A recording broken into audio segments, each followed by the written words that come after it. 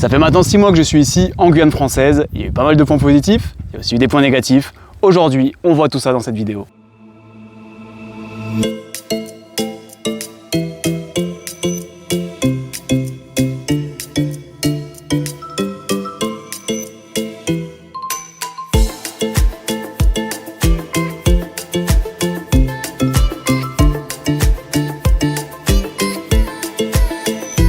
Pour ceux qui ne me connaissent pas, moi c'est Seb, ça fait quelques mois que je fais des vlogs ici en Guyane avec un accent particulier sur le sport qui est ma passion. Je fais du Muay Thai, je fais de la boxe anglaise, je fais de la musculation, je fais du trail, je fais de la course à pied sur route et j'essaie de vous partager tout ça sur YouTube. On va commencer tout de suite par un point positif qui peut être négatif pour certaines personnes, en tout cas pour moi c'est positif. Comme vous pouvez le voir, bon là on est en fin de journée, ça se voit pas forcément, mais il fait super beau, il fait aussi super chaud.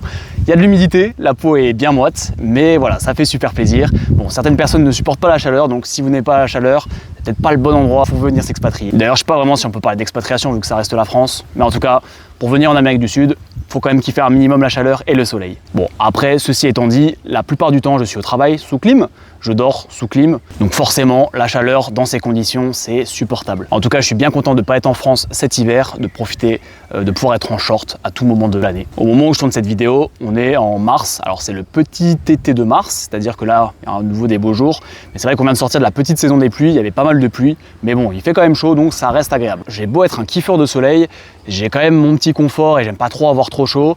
Effectivement, au bout de quelques mois, on s'habitue, le corps s'adapte naturellement.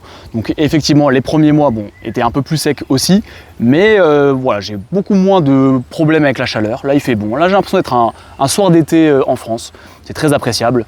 Donc franchement, à part si on se met en plein cagnard toute l'après-midi, c'est largement jouable.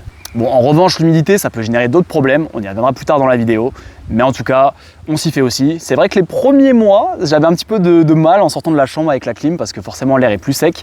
De ravoir à nouveau la moiteur et l'humidité dans l'air, c'était pas agréable le matin, mais maintenant je le sens plus. Une chose qui rejoint un petit peu le climat et la météo, forcément ça va être les paysages et forcément la forêt amazonienne.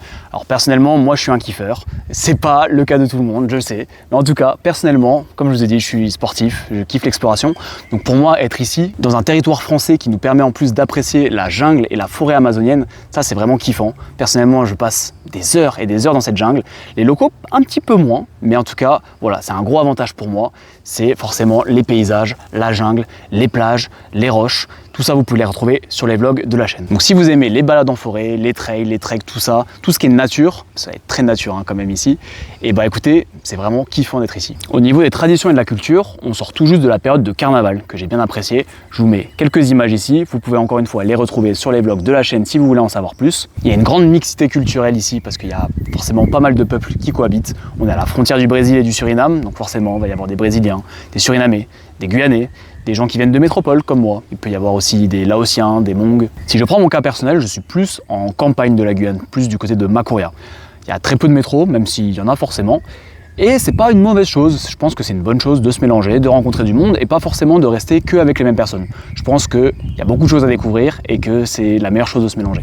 Je vais faire un rapide point au niveau du sport parce que forcément ça a un grand point dans ma vie. Il fait excessivement chaud, j'en ai parlé déjà sur la chaîne, il fait très très chaud, ça dépend quel sport vous pratiquez. Il y a quand même un bon niveau sportif ici. Je ne m'attendais pas à tout ça, j'ai testé plusieurs clubs de boxe, certains m'ont plu, d'autres un peu moins, mais il y a quand même un sacré niveau. Je fais une petite dédicace à mon coach Rémi qui pour le coup a un sacré palmarès et c'est super cool d'avoir des talents comme ça en Guyane, des personnes qui aident vraiment et qui veulent vraiment développer leurs élèves. Il faudra quand même prévoir pas mal de crème solaire si vous allez courir dehors, même un chapeau et éviter de courir le long des routes. Il faudra plus aller sur des sentiers et un petit peu adapter sa pratique. Là je parle pour de la course à pied, ça se transformera plutôt en trail. Au niveau de la musculation, il y a quelques salles de sport, c'est un petit peu plus cher qu'en métropole.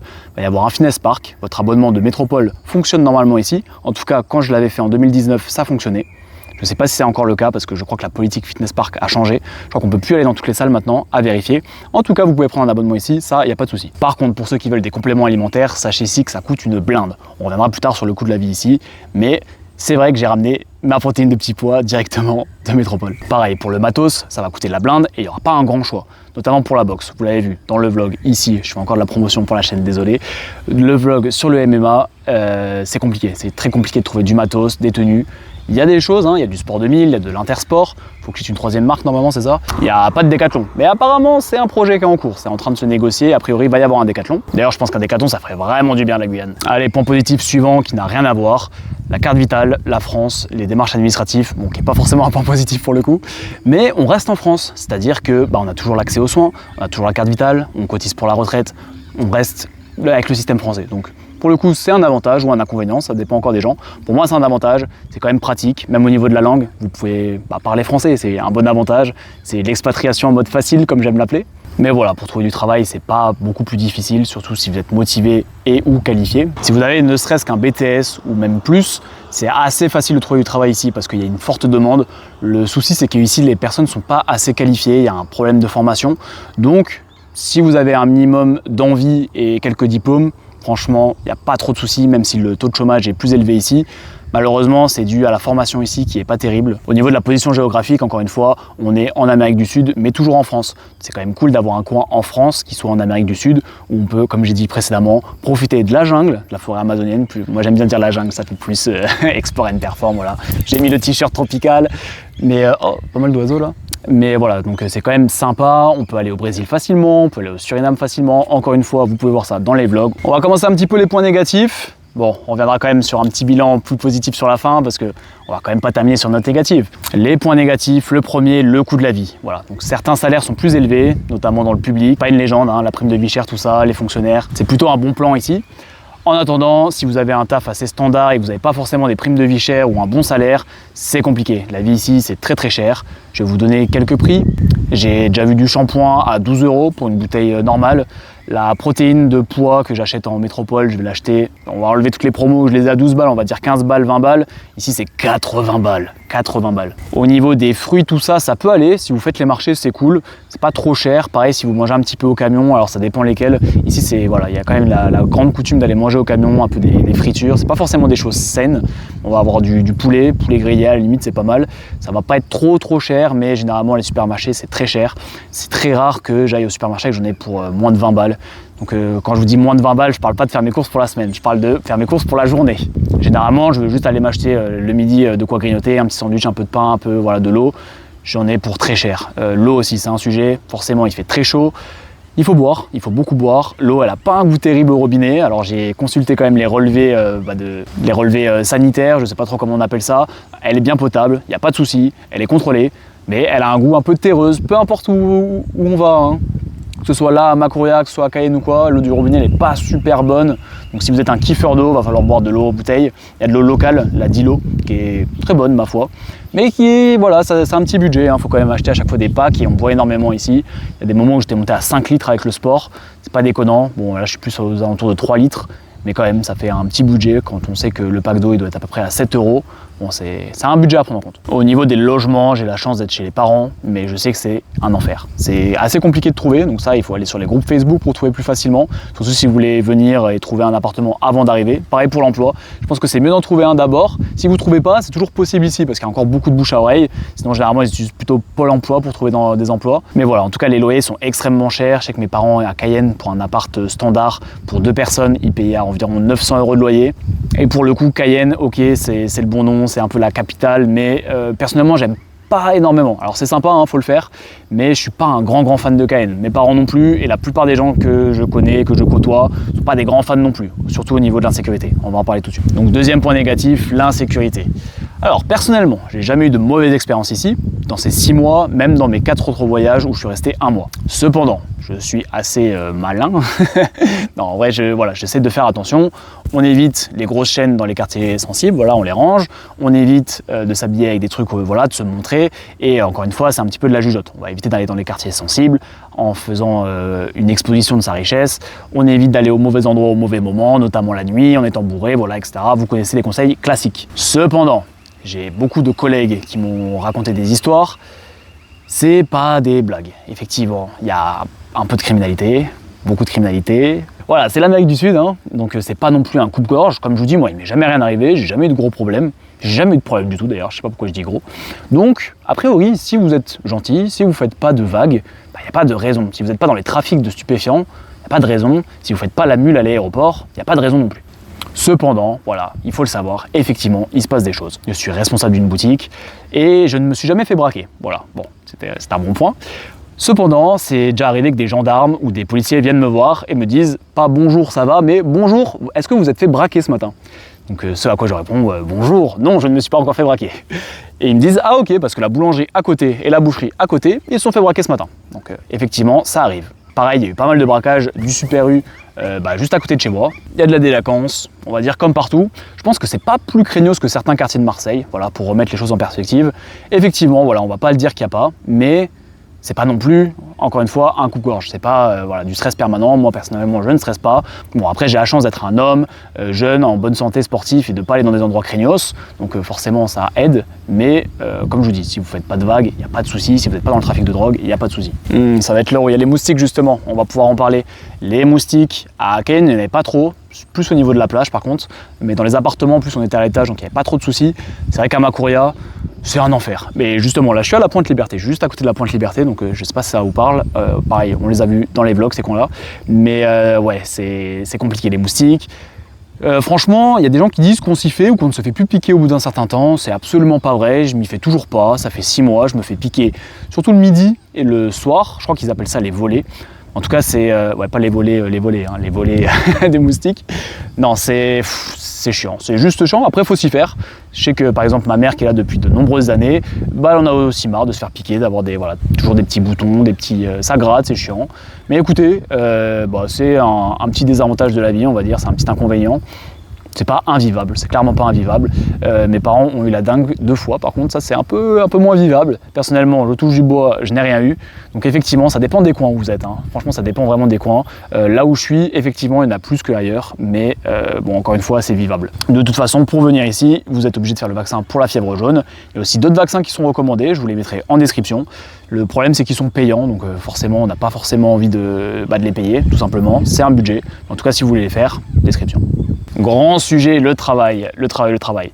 Il est plutôt de coutume de dire qu'ici le travail est un peu plus chill, que les gens ne vivent pas pour le travail et que voilà, un petit peu comme tous les pays, j'ai l'impression qu'il y a du soleil, tous les pays un peu tropicaux, on est plus chill. Alors effectivement, certains salariés vont se comporter de façon un peu plus chill, voire même trop chill. Beaucoup de métros qui viennent s'installer ici s'arrachent les cheveux, et j'en ai fait partie. Mais au niveau du travail, au niveau des entreprises, ça reste des entreprises, ça dépend lesquelles, mais il y a toujours cet aspect performance, cet aspect business. Donc c'est pas toujours facile de jongler entre les deux, entre une entreprise qui a besoin, en tout cas qui veut faire des sous, et des salariés qui n'ont pas forcément goût au travail. Donc encore une fois, ça dépend vraiment des endroits, ça dépend des tafs, ça dépend des personnes. Généralement, il y a quand même un petit souci au niveau du travail. Comme je vous ai dit, il y a un souci au niveau de la formation, il y a un peu un souci au niveau de la culture d'entreprise, on va dire. C'est pas vraiment la culture d'entreprise, c'est plus conscience professionnelle, on va dire. Mais bon, c'est vrai que quand on aime le travail bien fait, en temps, en heure, avec des deadlines, quand on est très carré, voilà, ils aiment bien dire ça, mais c'est la réalité. On est très carré en métropole. On dirait pas, hein, selon certaines boîtes, mais on est quand même vachement plus carré. Et si on ne s'y fait pas ici, ça va très très mal se passer. Donc pareil, quand je suis arrivé, je m'arrachais un peu les cheveux. J'ai appris à lâcher du lest, comme on dit. Mais voilà, il faut s'y attendre.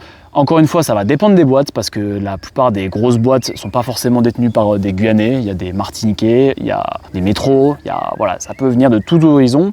Et généralement, c'est un peu le cas. Plus on monte dans la hiérarchie, peu importe la boîte, plus ça va pas forcément être des Guyanais qui ont vécu ou grandi ici. Ça va être des gens qui ont fait leurs études en métropole ou à l'étranger ou qui sont venus s'installer plus tard. De ce fait, ils n'ont pas la même culture du travail, donc forcément leurs attentes elles vont être un peu différentes. Après voilà, généralement les entreprises sont conscients au niveau du travail ici. C'est pas une légende, c'est un peu compliqué. En tout cas, personnellement, je ne trouve pas, en tout cas le taf que j'ai choisi, que ce soit plus simple ou moins stressant qu'en métropole. Après, encore une fois, c'est dans la tête. Peut-être que je me mets un petit peu trop la pression au niveau du taf. Peut-être que je devrais faire un peu comme les Guyanais, lâcher un petit peu plus de lest. Mais voilà, c'est un point à prendre en compte. Je connais des personnes qui ont beaucoup de mal à travailler ici parce que justement, ils ont du mal à encadrer, que ce soit des alternants, des jeunes. En tout cas, la culture du travail ici, elle est bien différente. Les gens ne sont clairement pas ici.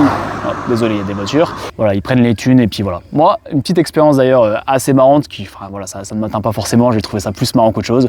C'est que je suis arrivé, j'ai pris ma canette, j'ai demandé à payer. La personne m'a fait signe d'attendre, elle regardait, elle était en pleine intrigue de sa série coréenne. Et du coup, j'ai attendu comme ça à la caisse et j'étais en mode. Et elle a fini son moment clé de son truc coréen où il y avait des personnes qui s'embrassaient ou quoi. Et après, elle m'a pas regardé, elle a juste tendu la main, elle m'a montré le montant et voilà, il y a eu la transaction. Donc voilà, voilà ça peut arriver aussi en France, mais ça arrive très souvent ici. Il y a un autre sujet ici, c'est les routes. Il y a très peu de routes. En fait, il y a 2 grandes routes. Il y a des travaux là sur le pont du Larivot. Bon, ça va pas vous parler pour ceux qui n'y sont pas, mais pour les Guyanais qui regardent, en tout cas, ça vous parle. C'est très compliqué, l'état des routes. Alors forcément, climat tropical, saison des pluies. Saison des pluies, il y a les routes elles tiennent pas en fait, tout simplement, c'est compliqué.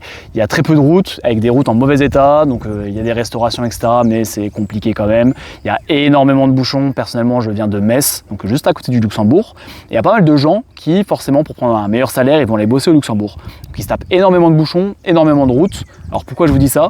Parce que je me dis que les gens ici tapent autant de bouchons et autant de routes qu'à Metz pour aller au Luxembourg. Parce que c'est pas du tout les mêmes salaires, Donc là on a un peu les inconvénients sans les avantages. Le mieux c'est de bosser proche de chez soi, d'avoir soit un petit scoot ou une Vespa comme nous. Mais voilà, la Vespa ou le scoot c'est dangereux, il y a tous les jours des accidents, il y a des accidents graves. La voiture, j'espère que vous y tenez pas trop parce qu'elle tiendra pas longtemps, que ce soit le soleil qui va la détruire, que ce soit l'humidité qui va la détruire, que ce soit les routes qui vont la détruire. Vaut mieux pas acheter une belle voiture. Là d'ailleurs je vous parle des facteurs extérieurs, je vous parle de la route, du soleil, de tout ça. Il y a aussi les autres usagers de la route, ça roule comme des... Voilà, ça roule de façon très agressive. On s'y fait, moi-même, voilà, je me suis un petit peu laissé aller à certains moments, mais c'est des routes toujours tout droites, toujours les mêmes routes, toujours les mêmes endroits, les gens prennent forcément la confiance et ça fait des comportements un petit peu trop à risque, donc c'est très dangereux, il y a beaucoup d'accidents ici. J'en profite pour parler de l'état des routes et du matériel en général, pour justement vous parler plus du matériel en particulier. Si vous venez en Guyane, ne prenez pas ce que vous adorez avec vous. Je m'explique. Les vêtements, les objets, l'électronique, tout ça, ça ne tient pas ici. Le climat est humide, il fait chaud et rien ne tient. Ça fait donc 6 mois que je suis ici et dans ces 6 mois, on a eu le lave-linge en panne, on a eu le lave-vaisselle en panne, on a eu la clim en panne, on a eu le jacuzzi en panne, bon c'est un problème de riche on va dire, le PC en panne, on a absolument tout qui est en panne. Les téléphones, ils tiennent très peu longtemps. Non, ça se dit pas. Ils ne tiennent pas longtemps en tout cas. Les batteries ne tiennent pas longtemps, que ce soit les batteries de téléphone, de voiture, de scooter, de ce que vous voulez. Forcément, hein, la chaleur, l'humidité, encore une fois, je me répète, mais c'est la vérité. Ça ne tient pas, il n'y a rien qui tient, donc si vous avez des trucs de valeur. Pareil, si vous avez des vêtements auxquels vous tenez, attention parce que le soleil ça décolore. Bon, celui-là je ne l'ai pas trop mis donc ça va, il a encore de la couleur. Mais la plupart des vêtements, voilà, faut faire attention. Là, mon short, on ne le voit pas, il est troué parce que je m'assois forcément dans des trucs comme ça. Mais non, les vêtements ne tiennent pas, ça décolore. D'ailleurs, ce qui est assez marrant, c'est que sur le short, comme j'ai mon t-shirt qui est par-dessus et qui cache une partie, et ben, il y a une moitié décolorée et une moitié qui a gardé sa couleur. Alors forcément, si vous avez besoin de votre PC, bah, prenez-le. Moi, ce que je fais, c'est que je le garde très souvent que dans ma chambre, sous la clim. Ça assèche un peu l'air, ça évite les gros problèmes. Mais voilà, pareil, si vous allez faire du trail, de la plage ou quoi que ce soit, forcément les téléphones ils kiffent pas, hein, que ce soit la plage, que ce soit tomber dans la jungle, tomber sur des rochers. Le mien a fini dans un des derniers vlogs justement dans l'eau.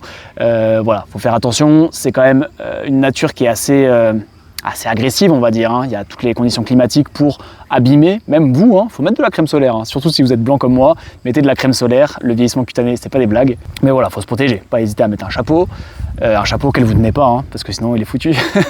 J'ai des chemises qui ont moisi parce que forcément c'était la saison des pluies, il a plu un peu, voilà, je me suis mouillé les chemises, elles ont fini dans ma chambre, mais pas en boule, hein. Elles ont fini juste dans ma chambre mouillées, et ben même avec la clim ou quoi, elles ont moisi. Donc il y avait des champignons, enfin pas vraiment des champignons, mais vous voyez de la moisissure. Alors heureusement c'est parti au lavage, mais voilà, même des chemises neuves, ça moisit. Vous allez voir ici, de toute façon les maisons elles sont aérées, il y a pas mal de trous. En fait c'est pas du tout la même façon de faire les maisons qu'en métropole, forcément pour que l'air circule.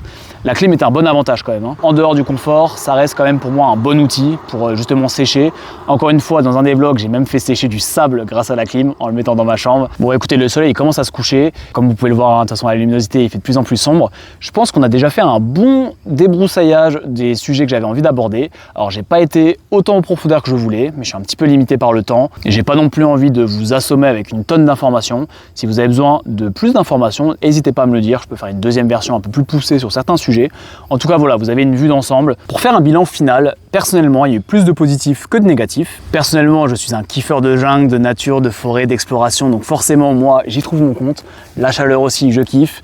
Faut prendre en compte quand même les petits désagréments, mais par exemple les moustiques, voilà, c'est pas non plus la fin du monde. Ça dépend un peu aussi votre goût à l'aventure, à l'exploration, mais en tout cas ça peut être une expérience enrichissante, même temporairement, parce que moi a priori c'est temporaire aussi. Après ça, je vais partir direction sûrement la Thaïlande. Depuis le début je dis qu'on va le faire sur cette chaîne, donc on va le faire. De toute façon c'est le début. Je vous dis à bientôt dans une prochaine vidéo. Encore une fois, n'hésitez pas à me dire s'il y a d'autres points que vous voulez que j'aborde. Est-ce que vous voulez que j'aille plus en profondeur sur certains points? Et voilà, n'hésitez pas à vous abonner pour voir la suite. Un petit j'aime si vous avez kiffé, un commentaire. Et puis, je vais me barrer avant qu'il fasse celui. Allez, salut les gars, à la prochaine.